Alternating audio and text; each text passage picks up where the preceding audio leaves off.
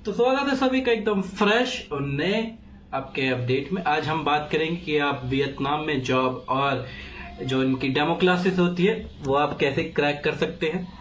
आज हम उस बारे में बात करेंगे कि आपको थोड़ी हेल्पफुल हो कि आने वाले समय में अगर आप वियतनाम जाना चाहते हैं, और कुछ हेल्पफुल टिप्स मैं आपसे शेयर करूंगा ताकि आप अपनी डेमो क्लास आराम से क्रैक कर पाए। तो सबसे पहले तो बात कर लेते हैं आपको क्या क्या जरूरत पड़ेगी अगर आप वियतनाम में रहना चाहते हैं। तो सबसे पहले तो आपको आपकी चाहिए होगी एक बैचलर्स की डिग्री या फिर मास्टर्स। अगर आपने कर रखी है तो बहुत अच्छी बात है। बैचलर्स आपकी कोई भी फील्ड में होगी, ये डजंट मैटर। आप कोई भी बैचलर, आप अपनी आर्ट, साइंस, कॉमर्स, कोई भी बैचलर्स आप ले जा सकते हैं और वो सारी एक्सेप्टेबल है। दूसरा है, अगर आपके पास आइल्स है तो बहुत अच्छा है। आपको एक नेटिव स्पीकर की तरह ही आपको देखा जाएगा, ठीक है, अगर आपके पास आइल्स है। वरना आप TESOL भी ले सकते हैं। वो अलग अलग घंटे के हिसाब से होता है, 120 घंटे, 220 ऐसे घंटे के हिसाब से होता है और उनके रेट अलग अलग होते हैं। आप वो कर सकते हैं अगर आपके बैचलर्स और TESOL है तो। वरना आपके पास अगर बैचलर और आइल्स है तो बहुत अच्छा। अगर आपके पास बैचलर और आइल्स है तो आपके चांस इतने हैं, आपके पास बैचलर्स और TESOL है तो इतने हैं, ठीक है। तो बहुत फर्क आ जाएगा जब आपके पास आइल्स होगा। और अब बात कर लेते हैं कि मेरा क्या सुझाव रहेगा। सबसे पहले तो आप कैसे जॉब ढूंढ सकते हैं। एक वेबसाइट है टीचिंग जॉब्स इन वियतनाम, वहां पे भी जाके, पर वहां पे मेरे को इतना अच्छा रिजल्ट तो देखने को नहीं मिला। मैंने बहुत जगह अप्लाई करा, मेरे पास एक भी मेल जो है वो आई नहीं थी, ठीक है। तो मैं उसको अवॉइड करूँ तो। और दूसरा है फेसबुक के ग्रुप्स। वियतनाम में अभी भी फेसबुक बहुत ज्यादा पॉपुलर है।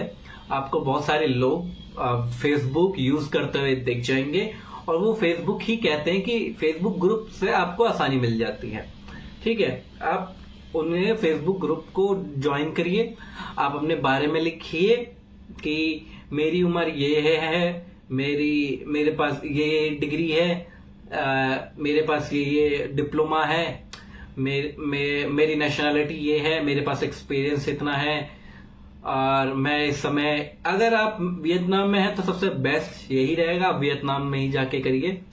वरना अगर आप इंडिया या फिर अपनी होम कंट्री से करते हैं तो शायद थोड़ी बहुत दिक्कत होगी, क्योंकि हम नेटिव नहीं है तो हमें एकदम से कोई इतना नहीं बुलाएगा।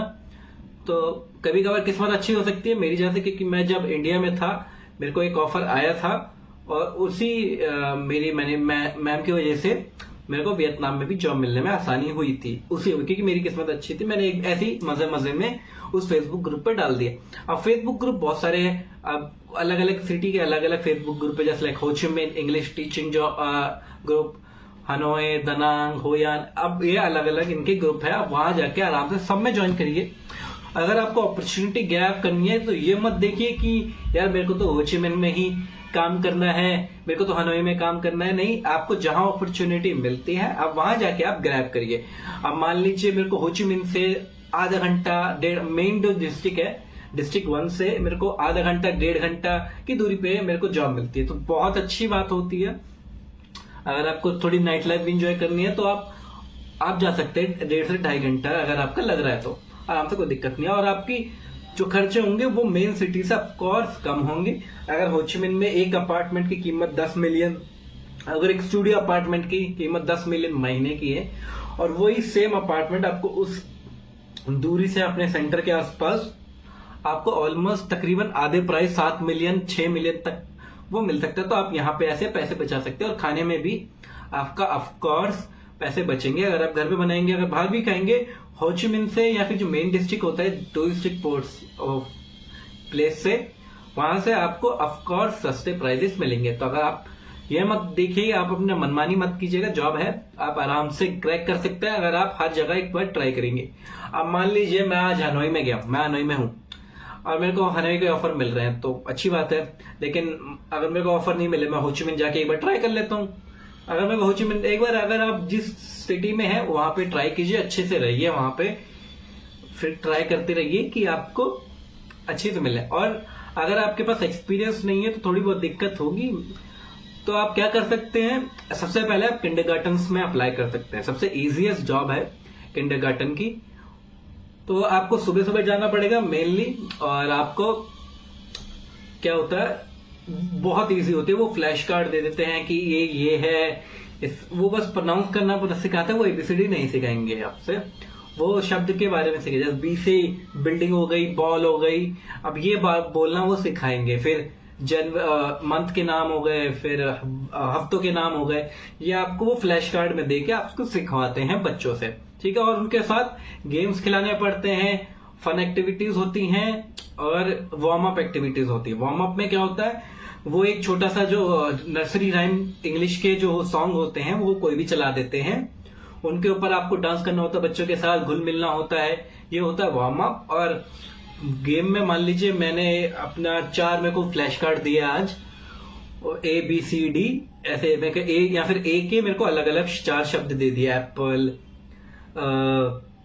ऐसे ऐसे मेरे को 4 शब्द दे दिए ए के। फिर मेरे को उनसे गेम खिलाना है कि उन्हें ये याद हुए कि नहीं हुए। अब वो गेम आपको अपनी तरफ से ढूंढने पड़ेंगे, आप ढूंढ भी सकते हैं, आप अपना क्रिएट कर सकते हैं, चैट जीपीटी सबसे बढ़िया, अब वहां से आप ढूंढ सकते हैं कि मेरे को ये पढ़ाना है, और वो आपको 1 दिन पहले या फिर 2 दिन पहले ही, जिस दिन आपकी क्लास होगी उससे आप अब तो आराम से प्रिपेयर कर सकते हैं। और डेमो क्लास में भी मोस्टली वो आपको कह देते हैं कि हाँ ये रहा आपको ये पढ़ाएंगे, तो आप ऐसा कर सकते हैं, आराम से प्रिपेयर हो सकते हैं और कुछ गाने याद कर लीजिए। एटलीस्ट अगर आप डेमो क्लास देने जा रहे हैं तो एटलीस्ट 3 गाने या 2 गाने तो याद कर लेना। और बहुत आसान वाला भी बताता हूं मैं, आप पहला गाना कर लेना, hello hello hello how are you, उसका नाम यही है शायद, hello how are you, I am good, something like that, वो ऐसा ही है गाना। वो ये है बहुत अच्छा गाना। ये आप अगर मान लीजिए आपको वो 3 क्लास की डेमो क्लासेस देते हैं, मान लीजिए एक सेक्शन है इनका 6 साल का, अगला है 4 साल का, फिर अगला है 2 या 3 का। आप एटलीस्ट ये वाला सॉन्ग आप 2 में बजा सकते हैं, दोनों में, छठे वाले में और चौथे वाले में भी, एज ग्रुप वाले में आपका दोनों में चल जाएगा। और जो तीसरा होगा वहां पे आप बेबी शार्क थोड़ा जो भी है वो गाना वो आप कर सकते हैं, या फिर एक अलग से वो आप याद कर सकते हैं और उस पर प्रैक्टिस करिए। जैसे जैसे उस वीडियो में आपको बताया जाएगा hello hello hello how are you, आपको ऐसे डांस करना पड़ेगा किंडरगार्टन में। लेकिन ये आपका एक बेस सेट कर देगा वियतनाम में, क्योंकि आपको एक आइडिया हो जाएगा किंडरगार्टन में कैसे पढ़ाई होती है। और उसी के साथ आप अपने कॉन्टेक्ट ऑफ कोर्स बनाइएगा। मान लीजिए मेरी एक कलीग थी, अब तो वो एक लोकल स्कूल में टीचर बन गई है अच्छी, पहले वो मेरे साथ ही थी, वो मेरी असिस्टेंट थी, लेकिन स्टिल उसकी कांटेक्ट की वजह से मेरे को एक और जॉब अपॉर्चुनिटी मिली थी। तो आप ऐसे भी कर सकते हैं कि मान लीजिए सुबह सुबह आपने किंडरगार्टन में पढ़ा लिया और शाम को आपने इंग्लिश सेंटर में पढ़ा लिया, थोड़े बड़े बच्चों को 10, 12, 15 के आसपास, और वो आपकी एक हाईली इनकम बन जाएगी दोनों तरफ से। क्योंकि मेरे को जितना लास्ट याद है कि एवरी डे पढ़ाने के वियतनाम में किंडरगार्टन में बागजांग में मेरे को मिल रहे थे 20 मिलियन VND, जो ऑलमोस्ट हो गए आपके 80,000 के आसपास, $1,000 महीने की। अकोमोडेशन वही घर था, वही दे रहे थे, सब कुछ वही दे रहे थे। मेरे को ये एक महीने का पैकेज मिला था। और अगर मैं एक्स्ट्रा, ये सुबह सुबह की बात थी, सिर्फ मेरे को शायद से 4 घंटे मेरे को देने पड़ते थे, 8 से 11 12 बजे तक। फिर मेरे को जाओ भैया तुम अपने घर जाओ, आप मेरे को बस इतने 4 घंटे। उसके बाद आपको मान लीजिए और कमाना है तो अब ऑफकोर्स आप इंग्लिश सेंटर वहां पे ढूंढिए, वहां पे आप अप्लाई करिए। अगर आपकी पहुंच है तो बहुत अच्छी बात है। अगेन फेसबुक ग्रुप जिंदाबाद, आप वहां से ही आप अपनी जॉब ढूंढ सकते हैं अगर आप फ्रेशर हैं, ठीक है। आप ढूंढिए इंग्लिश सेंटर में, जो वो इंग्लिश सेंटर में होगी वो थोड़ी और हाई होगी। अगर जितने बड़े बच्चे उतनी ही ज्यादा फीस होगी, ठीक है। अब मान लीजिए मेरे को 20 मिलियन मिले थे, अब बढ़ चुके हैं वैसे रेट, मैंने देखा है। अगर आप बड़े बच्चों को पढ़ाओगे एटलीस्ट 40 मिलियन 35 मिलियन का रेट चल रहा है फेसबुक ग्रुप पे, जितना मैंने अभी देखा है। तो ऑलमोस्ट आपकी 1.5 से 2.5 लाख रुपए हो रहे हैं, 1.5 से 2 लाख रुपए के आसपास हो रहे हैं महीने के, और बाकी सारे टैक्स वैक्स काट के। बहुत बड़ा अमाउंट है। वियतनाम जैसी कंट्री में रहना, आप एक कंफर्टेबल लग्जरियस लाइफ जी सकते हैं इस अमाउंट में वियतनाम में, अगर आपके पास 2 लाख रुपए महीने आ रहे हैं सिर्फ अगर एक जॉब से। और अगर दूसरी करोगे तो अगर और भी जाते 60 मिलियन, मान लीजिए 60-50 मिलियन, तो आप और भी बढ़िया लाइफ जी सकते हैं वियतनाम में, और कुछ पैसे घर भी भेज सकते हैं। एक बहुत अच्छी अपॉर्चुनिटी है अभी के लिए, तो वियतनाम में इंग्लिश बूम हो रहा है। बाकी अगर आप योगा टीचर वगैरह हैं, डांसिंग टीचर, आप वहां पे भी अप्लाई कर सकते हैं। मेरा एक कलीग मतलब जान पहचान वाला इंडियन बंदा ही था, वो वियतनाम में भी योगा सिखा रहा था। वो थोड़ा दूर है, हाईफोंग में है, वो योगा सिखा रहे थे, लेकिन उनका अपार्टमेंट बहुत अच्छा था, एक पूरी बिल्डिंग थी बड़ी सी, उसका वो रेंट 7 मिलियन दे रहे थे। एक ही कमरा था और एक किचन थी और एक बाथरूम था, बस। बाकी 7 मिलियन, बहुत अच्छा वो था और फैसिलिटी बहुत अच्छी थी। आप ऐसे भी करें, अगर आप योगा टीचर भी हैं और डांस टीचर भी है, मेरे एक नॉन में डांस टीचर भी है, वो दनांग में रहते हैं, वो भी बहुत अच्छा कमा रहे हैं। तो अगर आप इन फील्ड में भी हैं तो आप आराम से वियतनाम में अच्छी लाइफ जी सकते हैं। और अगर आप इंग्लिश टीचर की बात करें, ये सबसे हाईली डिमांडिंग जॉब है अभी वियतनाम में। लेकिन अगर आप योगा और डांस टीचर के आप देखेंगे तो ये थोड़ी कम डिमांडिंग में है, लेकिन स्टिल ये विल पे यू हायर, क्योंकि वियतनाम में जो रईस लोग होते हैं वही ये सब अफोर्ड कर पाते हैं, गरीबी है वहां पे, और वही लोग आते हैं जो मोस्टली योगा में आपकी मिड 30s वाली महिलाएं आती हैं, और डांसिंग में भी इतनी ही औरतें आती हैं, और जो अच्छे खानदान की होती हैं वही आती हैं, मैरिड होती हैं ज्यादातर। हाँ, ऑफकोर्स आते हैं, तो वो आप पे एक्स्ट्रा ऑफकोर्स करते हैं, और हाई जो उनके सेंटर्स होते हैं वो भी बहुत अच्छे बिल्ड होते हैं। तो आप योगा और अपने ही डांस फील्ड में भी देख सकते हैं अगर आपके पास सब कुछ है। लेकिन स्टिल आपको बैचलर्स आपको चाहिए होगा, और जिस फील्ड में जा रहे हैं उसका सर्टिफिकेट आपको चाहिए होगा। योगा का सर्टिफिकेट, आप कितने साल से सिखा रहे हैं। मान लीजिए मैंने योगा इंडिया में 2 या 3 साल सिखा दी, फिर मैं अप्लाई कर रहा हूँ, तो आप ऐसे। और योगा ऐसी चीज है, मैं योगा के बारे में बता देता हूँ थोड़ा। योगा ऐसी चीज है, आप कहीं भी जाके सिखा सकते हैं। आप कनाडा भी जाके सिखा सकते हैं, अमेरिका भी जाके सिखा सकते हैं, बहुत सारी ऐसी, चाइना भी जाके सिखा सकते हैं, कोरिया, जापान। अब योगा ऐसी चीज है, आप कहीं भी जाके सिखा सकते हैं। आपको लैंग्वेज बैरियर की वहां पे कोई पूछेगा ही नहीं। आपके मान लीजिए इंग्लिश थोड़ी बहुत वीक है, टूटी फूटी है, आपको इंग्लिश टीचर ये डांस वांस नहीं करना, लेकिन आपके पास योगा है, तो आप बहुत अच्छा कमा सकते हैं वियतनाम में भी और बाकी पूरे वर्ल्ड में योगा के साथ। तो बाकी चलते अपने टॉपिक पर। हम बात कर रहे थे कि आप फिर अपनी बैचलर्स वो हर फील्ड में मांगेंगे, और जो आपका सर्टिफिकेट होगा, ठीक है। बाकी आपको क्या करना है, आपको सबसे अच्छे से बना के रखनी है, कोई लड़ाई झगड़ा नहीं करना कभी कभार, और आपको एक तरह से प्रोटेक्ट भी करना है। कभी कभार हो जाता है कि कुछ लोग मिल जाते हैं, शुरुआत में बड़े मीठे बनते हैं, फिर बाद में वो अपने असली रंग दिखाते हैं। कुछ ऐसे है इंग्लिश सेंटर भी, और कुछ स्कूल ऐसे हैं वियतनाम में। ऑफ कोर्स हर जगह बुरे लोग हैं तो अच्छे लोग भी होंगे, तो आपको वैसे भी मिल जाएंगे। तो आप क्या कर सकते हैं, आराम से पहले मान लीजिए आपको इंग्लिश सेंटर में बुलाया, फिर आप सबसे पहले तो ऑनलाइन पढ़ सकते हैं उनके बारे में। मोस्टली ऑनलाइन लिखा जा सकता है, उन्हीं फेसबुक ग्रुप में या फिर ऑनलाइन सर्च करके आप पढ़ सकते हैं कि भैया इनका वर्क एनवायरमेंट कैसा है।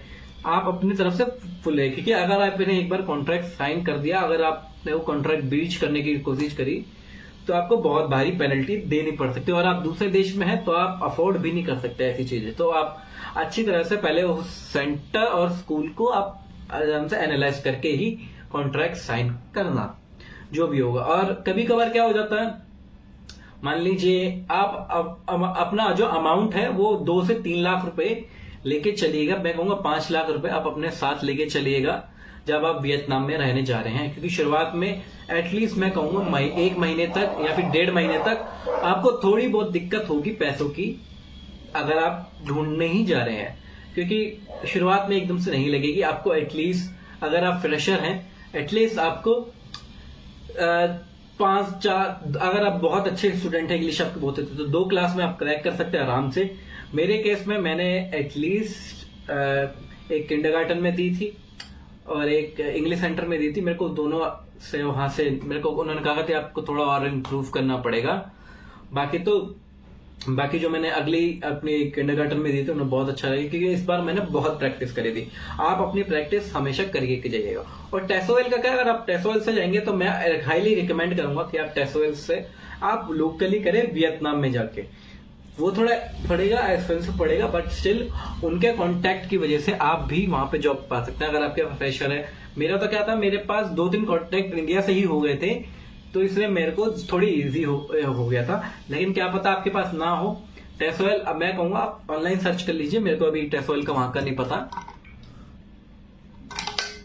और आप टूरिस्ट वीजा पे ही वो सब कर सकते हैं। बाकी शक होता है तो आपके ऊपर लाठी पड़ सकती है। पर मोस्टली वहां पर कोई इतनी चेकिंग नहीं होती जब तक आप एक परमानेंट नहीं रहते, आपके पास टेम्परेरी रेजिडेंट कार्ड नहीं आता। तो आप क्या कर सकते हैं, आप टेसोएल वियतनाम के लोकल स्कूल से ही जो उनके सेंटर होंगे वहीं से कर सकते हैं। वो आपको एक अच्छी वे में भी बता देंगे, आप अच्छे से देखिए, बहुत सारे आपको टेसोएल मिल जाएंगे, गूगल पे सर्च कर देगा, वो आपको फीस स्ट्रक्चर वगैरह एटलीस्ट 2 से 3 आप, अगर आप होचिमिन में तो होचिमिन में वही सर्च करिए 2 से 3, और हनोई में है तो आप वो सर्च करिए। तो आप वहां से फिर आप उनके जो कांटेक्ट की वजह से आप जॉब आसानी से लैंड कर सकते हैं। सबसे पहले तो उनके कांटेक्ट की वजह से आपको जॉब इंटरव्यू मिलना आसान हो जाएगा। दूसरा, आपको एक आइडिया भी हो जाएगा कि भैया ऐसे ये क्या काम करता है, किंडरगार्टन में जाऊंगा तो क्या होगा, अगर इंग्लिश सेंटर में जाऊंगा तो क्या होगा, एक स्कूल में जाऊंगा थोड़े से जहाँ पे 16-17 साल के बच्चे होंगे उनके साथ पढ़ाऊंगा तो क्या होगा, आपको एक आइडिया मिल जाएगा अगर आप टेसोएल लोकली करते हैं। ऑनलाइन मैं कहूंगा अवॉइड ही करेगा, इंडिया से तो खासकर। वो ऑनलाइन आपको सिर्फ किताबें पढ़ने के लिए दे देंगे, एक तो आपको असाइनमेंट दे देंगे, वो आपको मैं कहूंगा वो आप अवॉइड करें। और तीसरा जो होगा वही आपकी बात होगी कि आपको हेल्पफुल फ्रेशर, आपको ग्रुप वगैरह भी ज्वाइन करिए, ऑफ कोर्स 100% ग्रुप, तो आपको थोड़ा बहुत आइडिया भी और हो जाएगा कि भैया ये सिस्टम कैसे वर्क करता है यहाँ पे, क्योंकि यहाँ की पढ़ाई और वहां की पढ़ाई में जमीन आसमान का फर्क है। मैंने भी यही सोचा था, लेकिन किंडरगार्टन में ये अलग है, तो बड़े होने में थोड़ी हाँ किताबों से पढ़ते हैं। अगर आप 16-17 साल या 15-14 साल के बच्चे को पढ़ाएंगे किताबों से पढ़ेंगे, लेकिन आपका एक्सप्रेशन ये करने का तरीका, कभी कभार मैं बहुत नर्वस हो गया था। एटलीस्ट मैंने 15-16 साल के बच्चों को 2 बार ही मैंने क्लास दी थी एक ही जगह पे, उन्होंने मेरे को 2 चांस दिए थे, मैं दोनों में फेल हो गया था, क्योंकि भैया बहुत मुश्किल हो जाता है और मैं बहुत नर्वस हो गया था। छोटे बच्चों के सामने तो उन्हें कुछ ज्यादा समझ नहीं आता, खेलते रहो कूदते रहो, तो लेकिन जब बड़े बच्चों के साथ जाते हैं तो दिक्कत हो जाती है। तो अगर आप लोकली टेसोएल लेंगे तो आपके लिए फायदा रहेगा, बाकी तो आपके ऊपर, अगर आपको यहाँ से रास्ता मिला करके जाइए, लेकिन स्टिल आपका जो कॉन्टैक्ट बेसिस है वो बहुत बड़ा हो जाएगा वियतनाम में। बाकी तो नर्वस नहीं होना, आपको जब भी आप डेमो क्लास देंगे आपको हंसते खेलते स्माइल रहनी है, चाहे बड़े बच्चे हैं चाहे छोटे बच्चे हैं, आपको अपने चेहरे पे खुशी सी रखनी है और अच्छी तरह पढ़ाना है बच्चों को, ताकि आपकी जब डेमो क्लास होगी, जब आपकी डेमो क्लास होगी तो आप नर्वस फील ना करें। बाकी तो आप जब छोटे बच्चे को जाएंगे आप गाने प्रिपेयर करना, और जब बड़े बच्चे को जाएंगे तो पावर पॉइंट आपको अगर आता है तो अच्छी बात है, आप पावर पॉइंट के साथ उन्हें पढ़ाना पड़ेगा। जब आप बड़े बच्चों को जाएंगे पावर पॉइंट उनका स्लाइड्स होती है वो बनाइए, ठीक है, आपको उसके साथ आपको वो जॉब क्रैक करनी पड़ेगी। लेकिन आपको मुझे पता है कि शुरुआत में नर्वसनेस होगी, लेकिन स्टिल आप अपना 100% दीजिएगा, घबराने की जरूरत नहीं है। अगर आप अंदर मन में घबराहट तो वो चेहरे पर मत आने दीजिएगा। अगेन आपके लिए यही रहेगा, और अपने साथ अपनी ओरिजिनल डिग्री लेके चलिएगा, ताकि जब आप वीजा के लिए अप्लाई करें। और हाँ, वीजा की मैं बार बार बता दूं, अगेन आपको बैचलर्स तो चलेगी, टेसोएल या आइल्स। और क्या होगा, सबसे पहले तो मान लीजिए वीजा की फीस ऑफकोर्स होगी, फिर आपको रेंट करने की जो फीस होगी, अपार्टमेंट रेंट करने की फीस होगी, ये सब की फीस ऑलमोस्ट लगेगी। और कभी कभार मान लीजिए आपके पास कुछ 2-3 डॉक्यूमेंट कम हुआ है, तो कुछ केसेस में मैंने ये देखा है कि मान लीजिए मेरे पास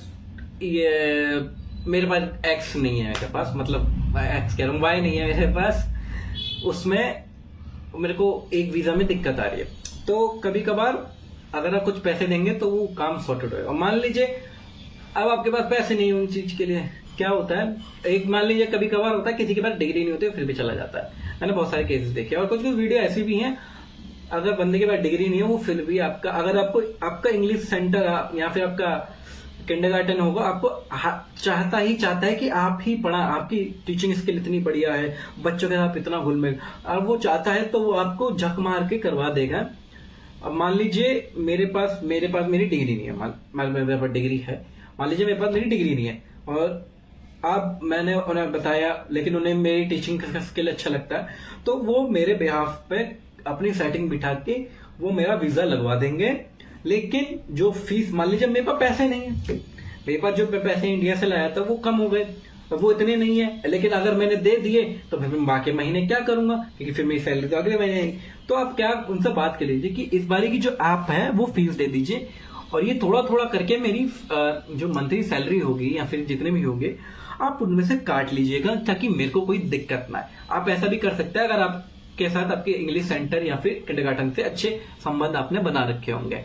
ठीक है, ऐसा भी होता है, मैंने देखा है, और ऐसा ही मेरे साथ भी हुआ था। मेरे पास पैसों की कमी हो रही थी और मेरे सेंटर वाले कह रहे थे कि कोई बात नहीं, हम आपका अप्लाई करवा देते हैं, हम आपकी फीस भर देते हैं, लेकिन हम आपकी जो अगर 20 मिलियन है तो 5 या 3 या 4 मिलियन आपके काट के हम आपको देते रहेंगे, जो आपकी रिमेनिंग सैलरीज होगी।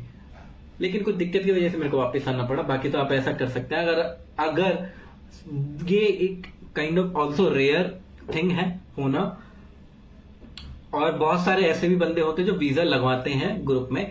आप उनकी जालो डाउनलोड करेंगे तो बहुत सारे ग्रुप आपको मिल जाएंगे आपके, जो आपके डॉक्यूमेंट, बट आपको एक स्पॉन्सर ढूंढना पड़ेगा। उसी की वजह से आपको जो होगा स्पॉन्सर ढूंढना पड़ेगा, वो आपके सारे डॉक्यूमेंट क्लियर करवा देगा। और उसकी फीस होगी, मैंने जितना देखी, जितने आपके डॉक्यूमेंट कम होंगे उतने पैसे लगते हैं।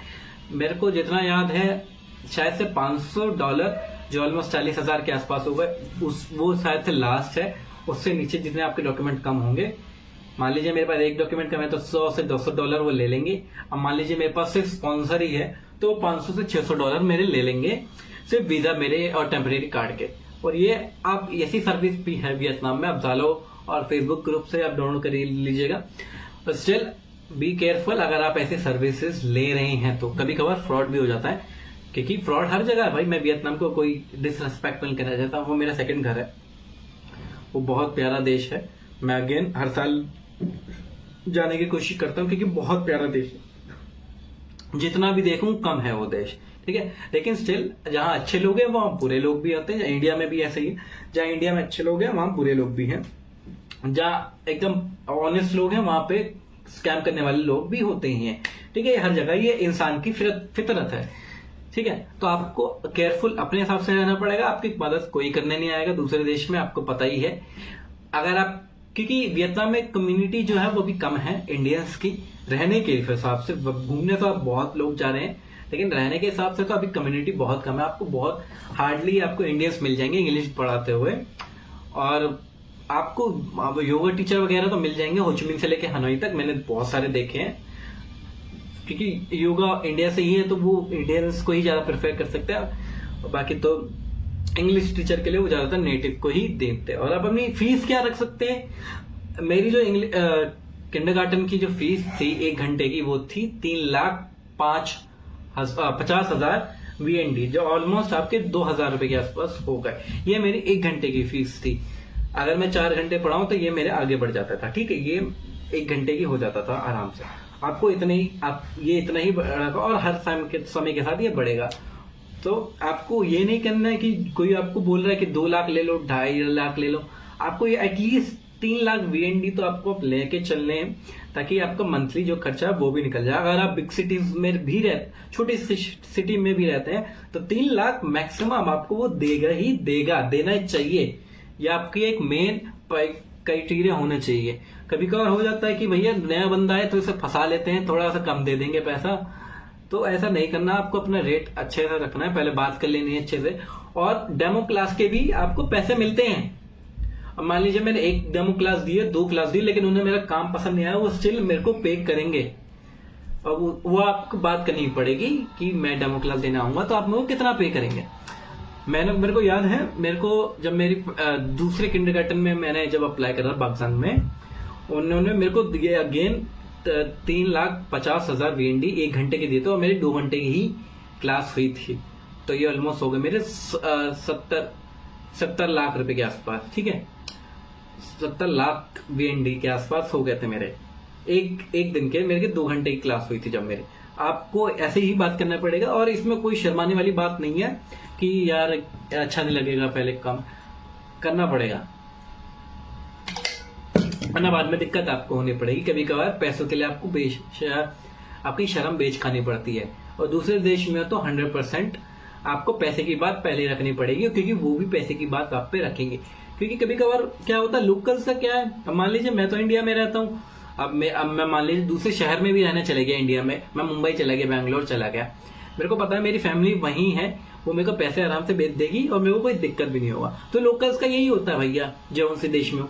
लेकिन आप जब दूसरे देश में रहते हो, आपके पास हार्डली आपके कोई क्लोज वंस होंगे, तो कभी कभार वहां दिक्कत होती है, कभी कभार उसी चीज का वो फायदा उठा लेते हैं। तो उस चक्कर में आप अपनी फीस जो है वो कम मत रखिएगा, आप अपना स्टैंडर्ड है वो बनाए रखिएगा।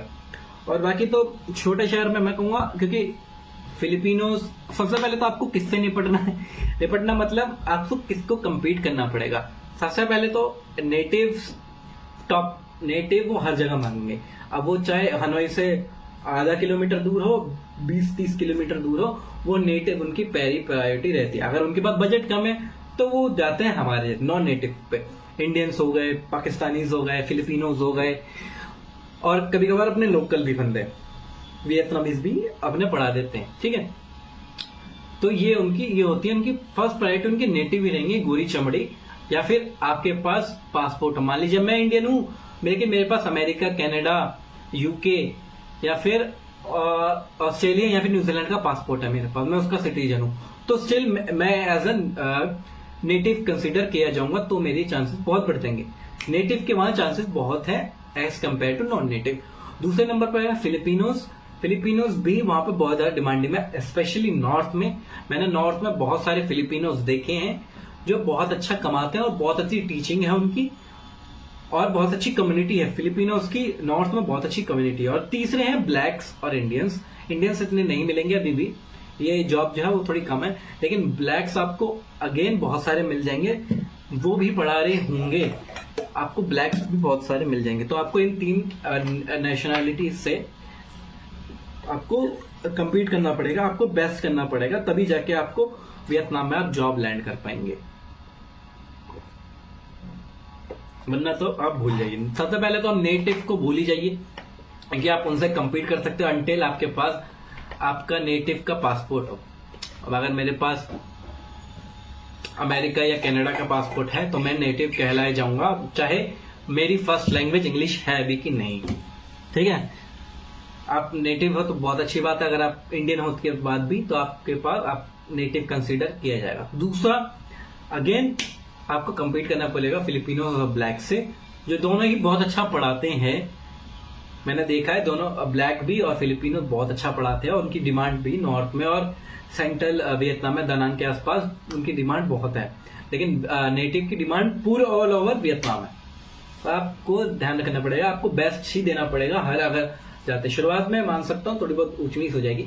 और आप वीजा में क्या करेंगे कि आप कहेंगे कि यार मैं अगर कैसे जाऊं, आप टूरिस्ट वीजा 3 महीने का वीजा अप्लाई कर दीजिए, कि 3 महीने का जो वीजा है वियतनाम का मल्टीपल एंट्री वाला, आप वो अप्लाई कर दीजिए। $50 का आएगा, उसमें आप 3 महीने में मल्टीपल एंट्री ले सकते हैं। अब मान लीजिए आपका वीजा खत्म हो गया और आपका जो अगला वीजा आएगा उसमें थोड़ा टाइम लग रहा है, तो आप एक और काम कर सकते हैं, आप एक और बार अप्लाई कीजिए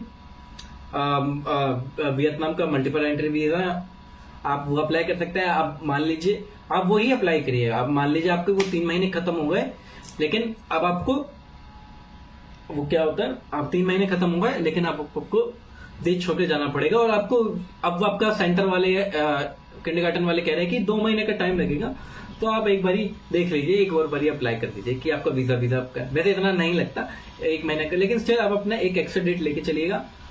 आप 3 महीने का अगेन अप्लाई करिएगा, आप देश छोड़िए फिर वापस आ जाइए। अब मैंने क्या करा था, मैंने सिर्फ लाओस गया था, मैं सिर्फ 10 मिनट रुका था लाओस में और फिर वापस आ गया था जब मेरा वीजा एक्सपायर हो। आप ऐसा कर सकते हैं। और वो एक ऐसी सर्विस होती है, वो दानांग से चालू होती है, आपको लाओस का या फिर कंबोडिया का आपको ले जाएंगे, फिर वापस लेके भी आ जाएंगे दानांग में। एक सर्विस मैंने देखी थी, लेकिन आपके पास, मैंने क्या करा था, मैंने हनोई से ही लाओस का स्टिकर वीजा अप्लाई कर दिया था, जो 1 मिलियन VND का था। उसमें उन्होंने मेरे से कुछ नहीं पूछा था, बस फॉर्म भरवा दिया था और एक फीस भर दी थी और अपनी फोटो लगा दी थी, और मुझसे उन्होंने कुछ नहीं पूछा। उसी के बेहाफ में मैं लाओस गया, वहां पे उनको दिक्कत नहीं, क्योंकि कुछ बॉर्डर पे आपका ई वीजा और वीजा ऑन अराइवल नहीं लेते, कभी कभार दिक्कत कर जाते हैं। तो मैं कहूंगा अगर आप ऐसा करेंगे लाओस के केसेस में, तो आप हनोई से लाओस एम्बेसी में जाके आप अपना वीजा अप्लाई कर दीजिए, ताकि आपको कोई दिक्कत ना हो। ठीक है, आप ऐसा कर सकते हैं कि वो फिर ये ना कहे कि आपके पास ये डॉक्यूमेंट कम है, ये डॉक्यूमेंट, कि करप्शन है लैंड बॉर्डर्स पे।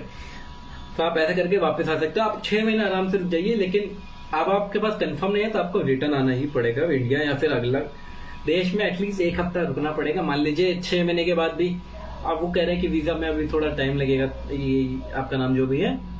तो आप क्या कर सकते हैं, आप कहेंगे कोई बात नहीं, मैं एक हफ्ता तो दूसरे देश में रुक के आता हूँ, तो आप मेरा, लेकिन इस बार मेरा करवा, मान लीजिए आप एक हफ्ते का मेरे पास समय है, मैं मलेशिया रहने चला गया, या फिर सस्ती है कंबोडिया या फिर लाओस में फिर मैं रहने चला गया ताकि मेरे पैसे बच पाए। तो आपको ऐसे ही करना पड़ेगा।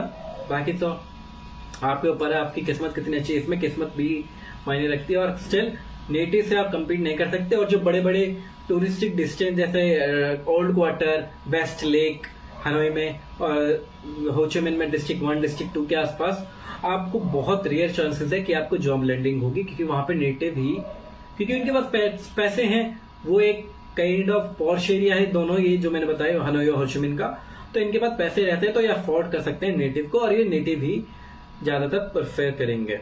तो आप एटलीस्ट जो अलग जो शहर है दूसरे ताइंगवेन, जैसे मैंने ताइंगवेन और बागजांग में करी थी, वैसे ट्राई कर सकते हैं। आप अगर होचिमिन के आसपास करना चाहते हैं तो होचिमिन से 40 किलोमीटर 30 किलोमीटर आप वहां से आप देख सकते हैं। आपको हर जगह आपको ऐसा ही करना पड़ेगा। तो बस मैं कहूंगा आप अपना ढंग से ही करिएगा। तो बस मैं कहूंगा आज की वीडियो के लिए मैंने आपको जो हो सका मैंने बता दिया। बाकी तो आपके ऊपर है कि आप कैसे अपनी जॉब लैंड कर सकते हैं। और हाँ, आपको अगेन केयरफुल रहना पड़ेगा, वहां पे आपको कोई सेव करने नहीं आएगा। बी केयरफुल जो भी आप जॉब करेंगे, और आप अपना अच्छे से बिहेव करिएगा, कि कभी कभार इंडिया में हमें जो चीज अच्छी लगती है वो वियतनाम वाले को नहीं अच्छी लगेगी, तो आप प्लीज उनके कल्चर और उनकी जगह को डिसरिस्पेक्ट नहीं करेगा प्लीज। क्योंकि क्या होता है, अब मैं दिल्ली का रहने वाला हूँ, मैं बाहर जाके मैं दिल्ली को रिप्रेजेंट नहीं करूंगा, मैं अपना एक इंडिया को रिप्रेजेंट करूंगा। तो आपको अपने देश की इज्जत बचानी है, ठीक है। तो आप प्लीज जब भी आप दूसरे देश जाएं, ये वियतनाम की नहीं, जब भी आप दूसरे देश जाएं आप बिहेव करिए।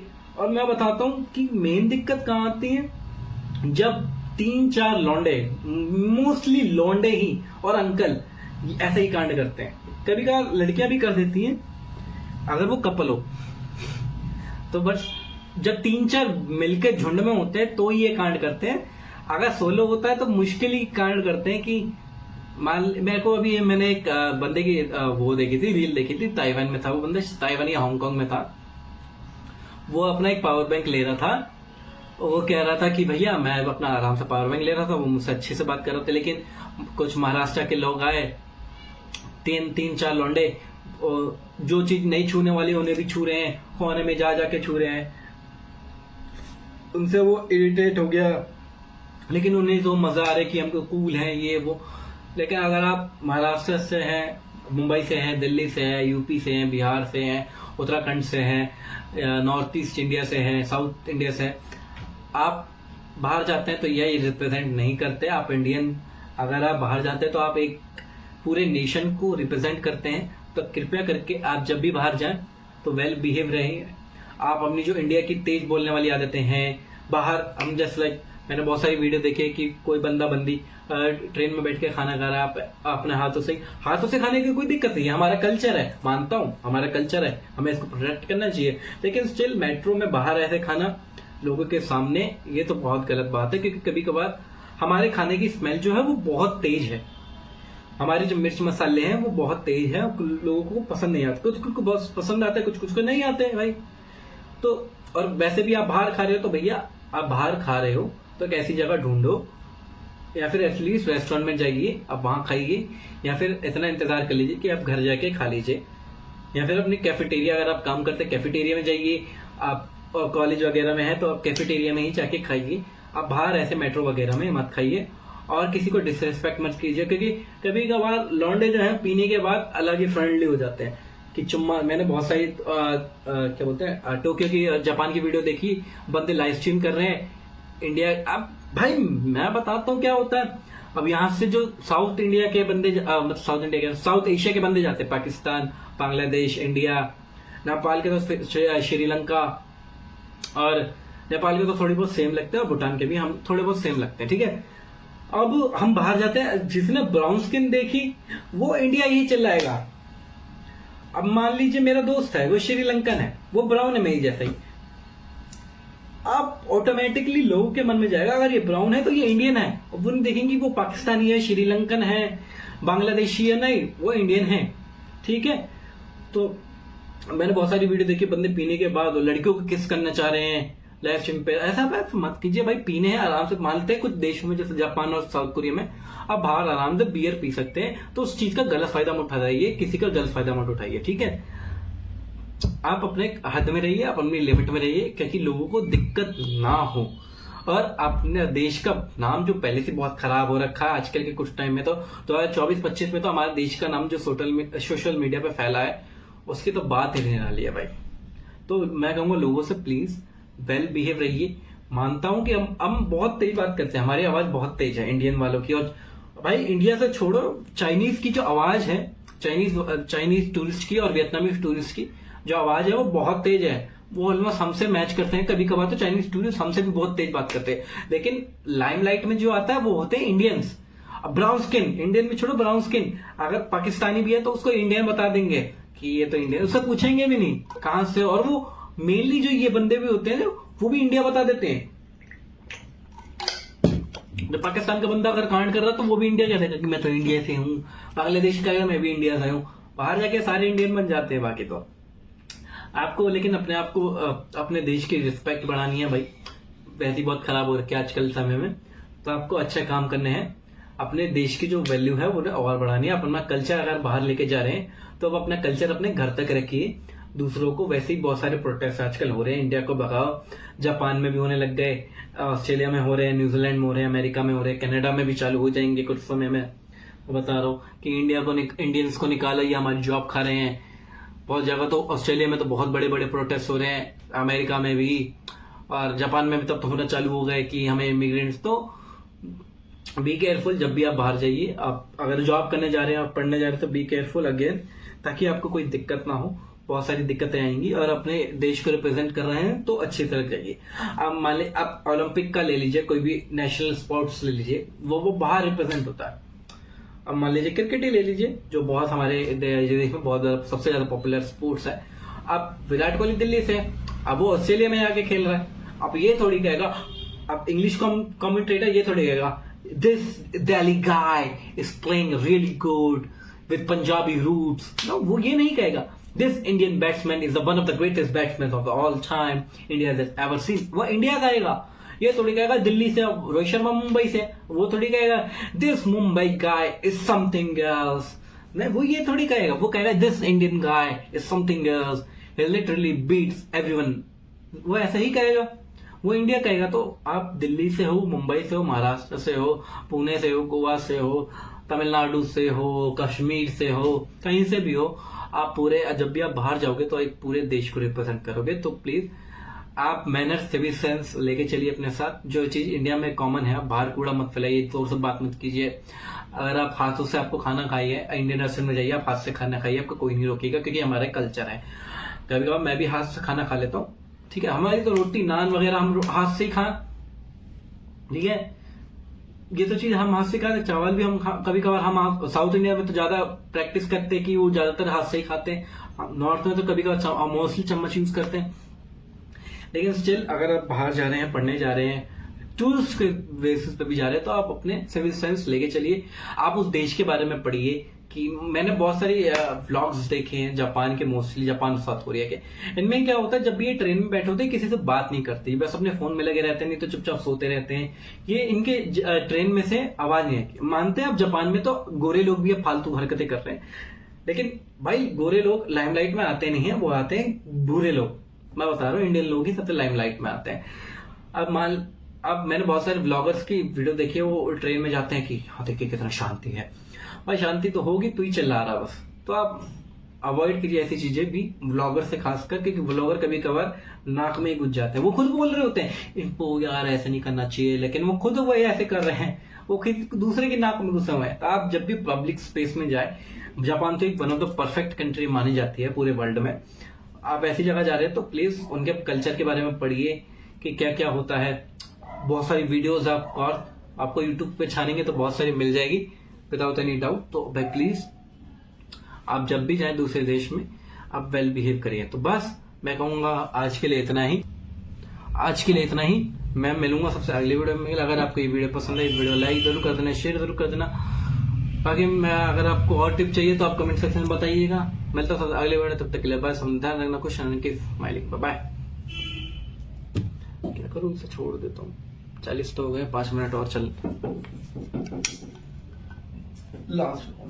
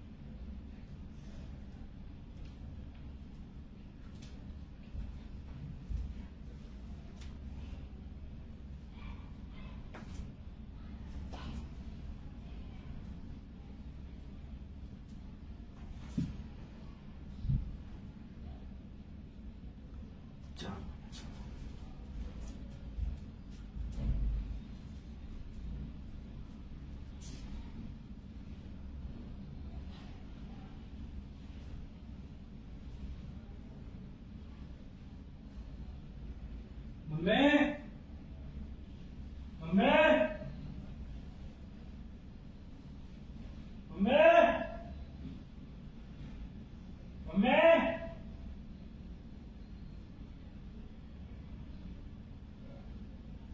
दादी, एक कपड़े दे, कपड़े धोए, कपड़े दे सकती है।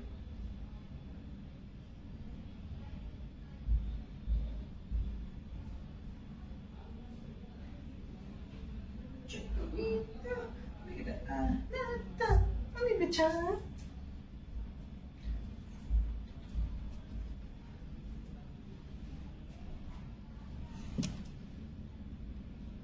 42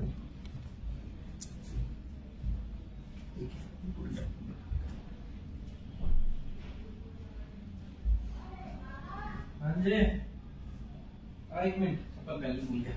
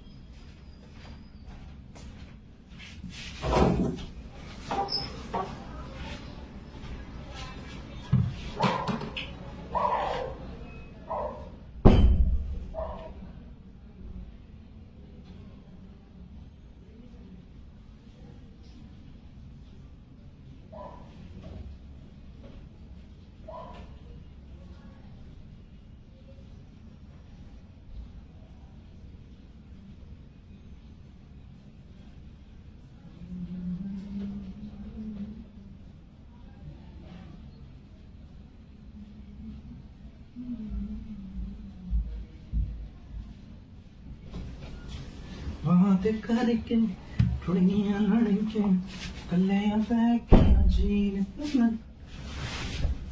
तेरे या सकदा तेरे चुपा क्या तेरे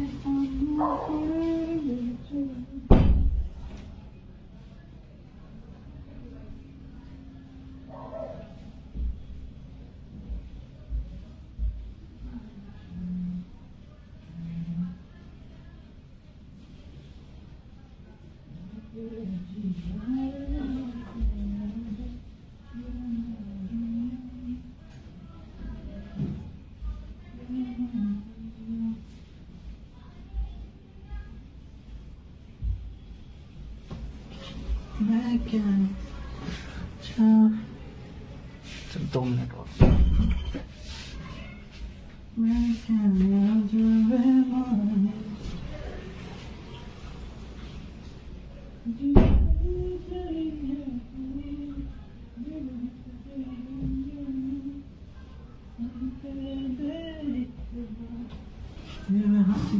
तोड़ गई तू सानू गाना कॉपीराइट ना आ जाए।